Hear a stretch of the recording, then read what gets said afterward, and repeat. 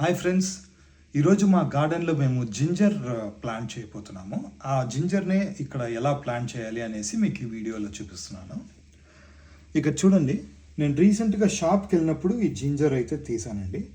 మీరు కొనేటప్పుడు ఏం చేయాలంటే జింజర్ కొంచెం ఇలాగ మొలకుండేలాగా ఇది చూసారంటే ఇక్కడ కొంచెం ఎక్స్ట్రా అడిషనల్ టిప్గా బ్రాంచ్ ఉండేలాగా తీసుకున్నారనుకోండి, మీకు బాగా గ్రోత్ అనేది బాగుంటుంది.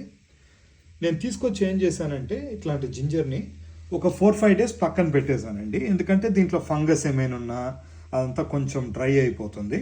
సో తర్వాత ఏం చేశానంటే ఇక్కడ చూడండి, ఆల్రెడీ కొంచెం గ్రో అయింది. సో ఏం చేయాలంటే ఇలాగనే ఒక చిన్న పాట్ తీసుకుని దీంట్లో ఆల్రెడీ శాండ్ అండ్ పెర్లైట్ రెండు కలిపి మిక్స్ చేసి పెట్టున్నాను. సో దీన్ని లైట్గా ఒక హాఫ్ కవర్డ్గా పెడితే సరిపోతుంది. పెట్టేసి కొంచెం ఇలాగా వాటరింగ్ చేసి లైట్, మరీ ఎక్కువ వాటర్ కూడా అవసరం లేదు, లైట్గా వాటర్ చేస్తే సరిపోతుంది. ఇక్కడ చూడండి, ఆల్రెడీ నేను ఒకటి ప్లాంట్ చేస్తున్నాను. ఫ్యూ డేస్కే లైట్గా ప్లాంట్ గ్రోత్ అయితే స్టార్ట్ అయింది. సో ఇది కొంచెం ఇంకా బాగా వచ్చిన దాకా మనం దీన్ని అవుట్డోర్కి మూవ్ చేసుకోవచ్చు. జింజర్ వచ్చి రూట్ ప్లాంట్ కాబట్టి మీకు బాగా చెట్టు కొంచెం హైట్ వచ్చినాక మీరు డిగ్ చేసి చూస్తే ఖచ్చితంగా జింజర్ అనేది బాగా గ్రో అయి ఉంటుంది.